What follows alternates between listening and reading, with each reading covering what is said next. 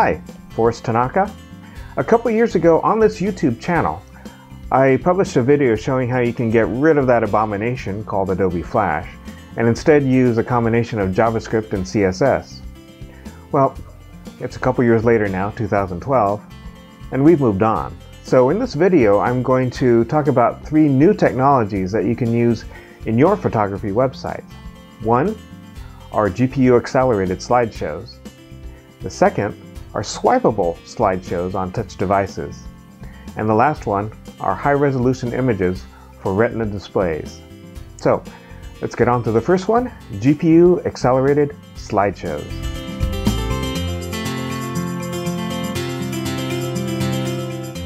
Although in that other video I cheered JavaScript slideshows as being way better than Flash-based ones, I did admit to one advantage to Flash-based slideshows, and that is, in some cases they could be GPU accelerated. What that means is the graphics card on your computer could offload some of that animation from your CPU so that your CPU can go off and do more important things. JavaScript-based slideshows like the one I showed just couldn't be accelerated that way. They just couldn't. Now that's changed because of CSS3. Now CSS is a funny computer language that describes how your web pages look. You know, the colors of things, the layout of things, the shape of things, pretty much everything except the actual content of your web page, which is described by HTML. Now, the third major revision of CSS, called CSS3, introduced transitions and animations, and they directly help us in our slideshows. Now, to see how this works, let's first take a look at how a pure JavaScript-based slideshow works in your browser. Here's a web browser running with a JavaScript slideshow and with the debugger visible. Now, most browsers have this debugger available, but it's not usually obvious how to get to it. But anyway, this is just to show what's happening. And you can see there's 3 images in the slideshow, and here's 3 image tags. And that's where the images come from. And notice these numbers are changing really fast. Now, that's telling the web browser the transparency of these images. And you can see that this is JavaScript that's changing the transparency over and over and over again really quickly. And so it's saying that one image should be slightly less transparent and the next image should be slightly more transparent. And then it does this over and over and over again, really quickly. Now, since this is JavaScript doing all this work, that means it's your CPU doing all this work. Your GPU cannot accelerate JavaScript. Now, to have your GPU handle all this fading in and fading out of images, you need one command that can tell it just that. Fade one image out and fade the next image in. CSS3 gives you that one command. Now let's take a look at the CSS that does CSS3 animations. And here is a class name, and if we look just at this bottom line, you'll see a new keyword, animation. So let's look at what parameters it takes. Fade in is actually not a keyword. This is a label. I think the first time we've seen labels in CSS. The next one says 1 second. That's how long the animation should take. 0 seconds means how long to delay before the animation starts. Then this next number is 1 iteration. This is a keyword that tells you that tells CSS that this is a normal animation. That's not something we'll get into. And the last one tells you what kind of animation it should be, and there's many different parameters for this to let it, accelerate or decelerate. This one gradually decelerates the animation as it gets to the end of the animation. So, a lot of parameters here, and you'll see that there's all these other lines here for WebKit, Mozilla, Opera. And that's because these browsers require, at least today, they require these vendor prefixes. Okay, so I mentioned that there's a label. What does this label refer to? Well, if you scroll down past all these vendor prefix ones, we can go to this, at keyframes. And we'll see this label, fade in, the same as the fade in we defined here. And so what that says is we'll fade in from opacity 0%. Now opacity is a CSS keyword that tells you that this is going to be completely transparent. You can't see anything. From that to opacity 100% or completely opaque. If we look at this fade out one, that's another label to go from fully opaque to completely transparent. So with these new keywords and new capabilities, we're not telling the web browser to gradually fade or to repeatedly change the opacity of an element. We're actually telling it what to do. Fade an element from a certain opacity to a certain opacity. Also note that it could be simpler than this. You can use a CSS3 transition instead of a CSS3 animation. CSS3 animations are actually sort of a special case, more precise way of saying how something should be animated than transitions. But you could use a transition. I just chose to use a animation here so you can see just in a sense how complex it can get and how different CSS has become as of CSS3. Now, as of today, Chrome, Safari, and Firefox all support GPU animation or GPU acceleration for CSS3 animations. Internet Explorer is about to come out. Again, this is October 2012, and that will also support GPU accelerated CSS3 animations. Opera today does not support it at all. So I'm doing this demo on a Mac, so I'm not going to show Internet Explorer, but let's take a look at a couple of browsers here. First one we're looking at is Chrome. This is Chrome 22, and it's supported CSS3 animations going a way back. And now it's running the stress tests, which shows 16 completely independent slideshows all running at the same time. And right now it's just using JavaScript to do this. So let's take a look at Activity Monitor filtered for Chrome, and we can see that it's taking about 33–34% of the CPU. Of one CPU actually. This is a quad-core machine. So that'll be our reference point. Now I'm going to modify the code to not use JavaScript, but to use CSS3 animations, but without GPU acceleration. So I'm going to reload the page, and you can see it's actually roughly about the same, which I suppose tells you how efficient its JavaScript interpreter is. So now let's do the full thing. CSS3 animation with GPU acceleration. And so we put in this one line that's sort of a hack. Reload the page. So now it should be using CSS3 animation with GPU acceleration. Let's look at the CPU, and wow, look at that, we're down more like 14% CPU. So that's a big improvement just with using the GPU.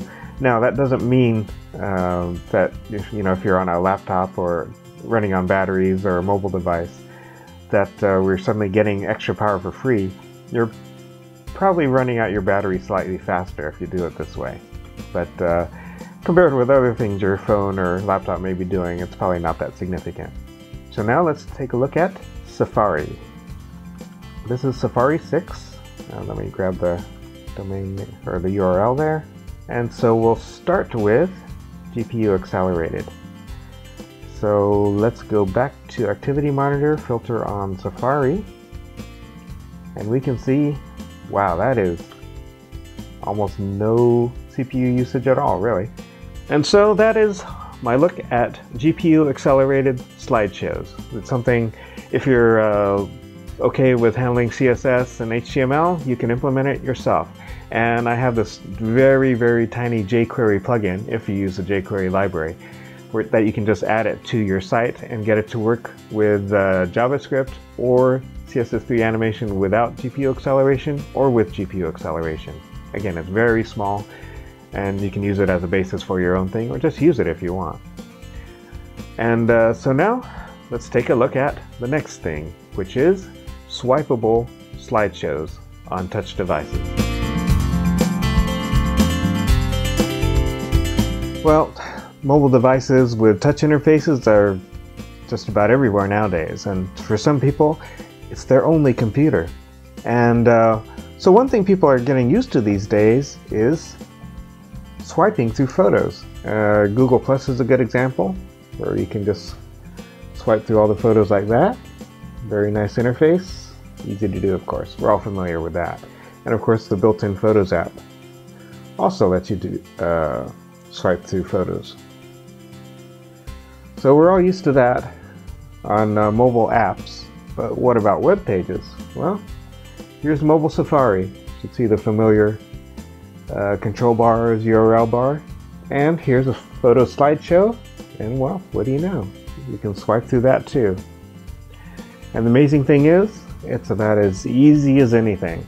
And the reason it's as easy as anything is because someone's already done the work for you. There are quite a few different JavaScript libraries to handle swiping through photos nowadays. And it's not actually that easy to do, but they've done all the work for you. And in many cases, given it away for free. I'm going to show you one by Brad Birdsall called Swipe.js. It's a very simple to use library, and the code isn't really that big. So that's why I chose that one. So let's take a look at how to implement that in your websites. Well, here's the HTML for that web page I was showing you on the iPad.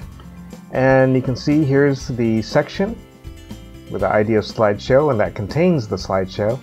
And you can see there's an unordered list. For each of the list items is an image, just using a regular image tag. And that's it. That's all you need to have the HTML for the slideshow. Here's where I include swipe.min.js. This is Swipe.js. And here's basic.js, which is simply the, it's very simple. It's just a one-liner, really, where it creates a new swipe object. Swipe objects come from that swipe.min.js. And you give it the ID of your slideshow. Here's ID slideshow, and that matches up with here. And so Swipe.js knows to go to this unordered list to manipulate those slides.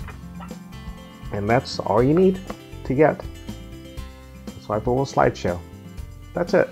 Really simple, easy to do. And you'll be all ready for mobile devices. Now let's talk about Retina displays and how you can display high-resolution images on those displays specifically while still having regular resolution images on a regular display. So let's look at what you need to display a high-resolution image on a retinal display. The first thing you need is your image in either PNG format or JPEG format with the progressive option checked. Now I'm thinking that maybe we're only having that requirement for the progressive option right now, and that may change in the future. I just don't know. That image also has to be double the linear resolution of the standard size image. So if the standard size image is 960 pixels across, then your Retina display image needs to be 1920 pixels across. And the second thing you need is an image tag for that image with the scaled down dimensions encoded in it. And that means if you're displaying a 1920 pixel across Retina image, then your image tag needs to say 960 pixels across. So let's look at each of these. Your photography website probably displays its images in JPEG format, so I'll focus on that. Let's start with this image that I'll display at 960 by 640 pixels in the browser. That means to display this on a Retina display, we'll need to scale it to 1920 pixels across by 1280 pixels vertically. Let's start with the Retina display. We'll use the crop tool in Photoshop, and it's 1920 by 1280 pixels vertically. And that perfectly fits the original size. So we'll hit enter. And so that's the Retina display size. At 100%, looks nice and sharp. Okay, now I'll convert this to sRGB for a web display, and I'll make it 8 bits per channel, and I'll save it. Save for web. I'll use one of the presets, JPEG high. 327K photo. That may be a little too high. Let's do medium. Down to 122, and I can see it's damaging the image a little, but we'll let that go. And okay, now I mentioned the progressive option, and here it is in the Photoshop Save for Web dialog. So we'll check that, and then we'll say Save. And I'll save it to my slideshow directory, under the name slide01_2x, 2x because it's our Retina version. We'll save that. Now let's make the standard size version, and I'm actually going to revert. Now I could scale it down from the Retina size, but I always like to start clean. So this time I'll set this to 960 by 640. Hit enter, and that's our standard size image. And again, convert the color profile, sRGB, 8 bits per channel, and save for web. We'll also do medium. We don't need the progressive option checked here because it's just standard size. And then we'll say save. This time we'll call it slide01 with no _2. Alright, now we have our images. Now let's take a look at the HTML. I set this up as a slideshow like a lot of the other demos I've done today. So here's 8 slides in the slideshow, and I'm using my jQuery plugin to control that. And notice that these are the standard resolution images, and we know that because the double resolution images have this _2x after the file name. And here I'm using the width and height tags, 960 pixels across by 640 pixels vertically. Now the usual strategy is to check whether you have a Retina display or not, and then display either the standard resolution image or the double resolution image. But it gets a little bit more complex than that, because you really, if you can avoid it, you really shouldn't be loading both the standard definition version and the double resolution version if you don't need to, because that hits the server when you don't really need to, and that also transfers more data to your web browser that you might not need, and in these days of really tight bandwidth caps, that can be a real problem. So these days the usual way to do it is just to assume you have that you don't have a Retina display, and just load up the standard definition version. But if your browser passes the test and shows that it is on a Retina display, then you also load the double resolution versions. Now there are many ways to do this, including writing your own code, or there are a number of JavaScript scripts to do this replacement automatically. And I found one that I thought was really well done and very simple by Leon Smith called Retina Replace.js. And it makes this really straightforward. So at the bottom, you can see where I included the script. And what this does is it looks for your image tags on your web page. And when it finds one, it looks for the same file name on the server, but with _2x after the file name. That's why I use that particular suffix. And if it finds it, then it replaces those images. Now, it has to keep the width and height the same, and so it will scale down the double resolution images, but display them at a high resolution. Now let's take a look at whether this actually worked. On the left is an Apple Cinema display, 27-inch, which is not a Retina display. And on the right is the iPad 3, or the 3rd gen iPad, which does have a Retina display. Now these are not screen recordings. This is actually my camcorder recording the screen. And so this is really how it looks close up. And you can see there's a pretty significant difference.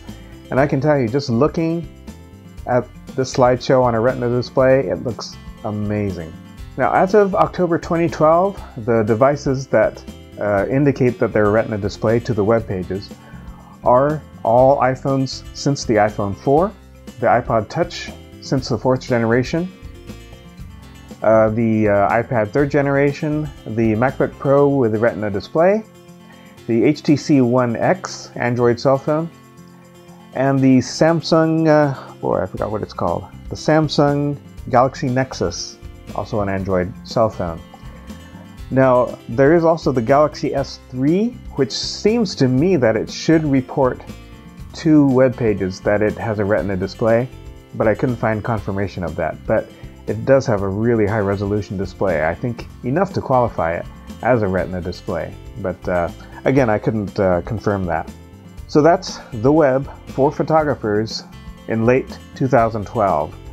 And hopefully, with any luck, this will all change next year.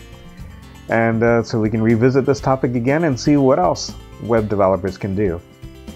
So I hope this was helpful, and I will see you next time.